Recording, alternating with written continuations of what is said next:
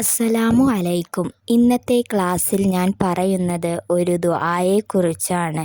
ഈ ദുആ പറഞ്ഞു കഴിഞ്ഞാൽ നമ്മളുടെ വീട്ടിലുള്ള ബുദ്ധിമുട്ട്, കടങ്ങൾ, പ്രയാസങ്ങൾ, ജീവിതത്തിൻ്റെ വിഷമങ്ങൾ, സങ്കടങ്ങൾ എല്ലാം അല്ലാഹു ഏറ്റെടുക്കും.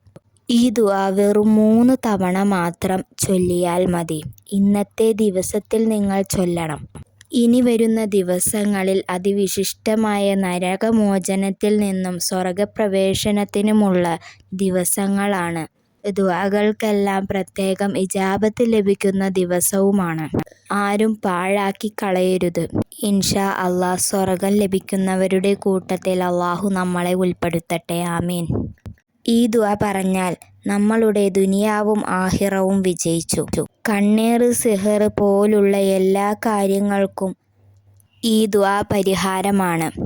ഏതാണെന്ന് നോക്കാം ഇൻഷാ അല്ലാഹ്. റബ്ബനാ ലാ തജഅൽനാ ഫിത്നതൻ ലില്ലദീന കഫറൂ വഗ്ഫിർ ലനാ റബ്ബനാ ഇന്നക അൻതൽ അസീസുൽ ഹകീം.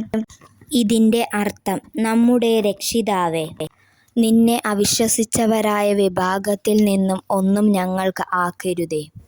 കണ്ണേറ്, സിഹർ പോലുള്ള ഒരു വിഷമങ്ങളും ഞങ്ങൾക്ക് തട്ടല്ലേ. ഞങ്ങളുടെ പാപങ്ങൾ പുറത്തു തരണേ. നിശ്ചയമായും നീ കരുണ ചെയ്യുന്നവനാണ്, തന്ത്രശാലിയാണ്, എല്ലാത്തിനും കഴിവുള്ളവനാണ്, നമുക്ക് വേണ്ട എല്ലാ കാര്യങ്ങളും ചെയ്തു തരുന്നവനാണ്. ഈ ദുആ 3 തവണ ഇന്നത്തെ പകൽ ചൊല്ലിയാൽ നിങ്ങളുടെ ബുദ്ധിമുട്ട്, പ്രയാസങ്ങൾ അല്ലാഹു എടുത്തു കളയും.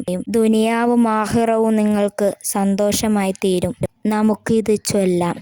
റബ്ബനാ ലാ തജഅൽനാ ഫിത്നതൻ ലില്ലദീന കഫറൂ വഗ്ഫിർ ലനാ റബ്ബനാ ഇന്നക അൻതൽ അസീസുൽ ഹകീം.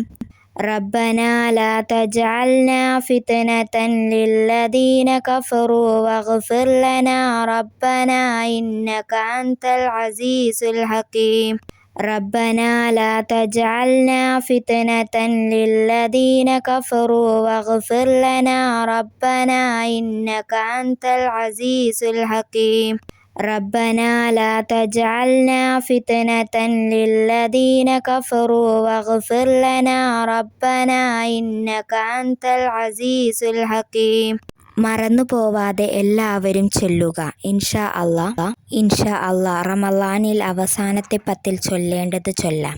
അശ്ഹദു അല്ലാ ഇലാഹ ഇല്ലല്ലാഹ് അസ്തഗ്ഫിറുല്ലാഹ് അസ്അലുക ജന്നത അഊദു ബിക മിനന്നാർ. അല്ലാഹുമ്മ ഇന്നക അഫൂവുൻ തുഹിബ്ബുൽ അഫ്വ ഫഅഫു അന്നി. അല്ലാഹുമ്മ ഇന്നക അഫൂവുൻ തുഹിബ്ബുൽ അഫ്വ ഫഅഫു അന്നി. അല്ലാഹുമ്മ ഇന്നക അഫൂവുൻ തുഹിബ്ബുൽ അഫ്വ ഫഅഫു അന്നി. ഇത്രയും ദിവസം ചെയ്ത എല്ലാ അമലുകളും അല്ലാഹു സ്വീകരിക്കട്ടെ. ആമീൻ.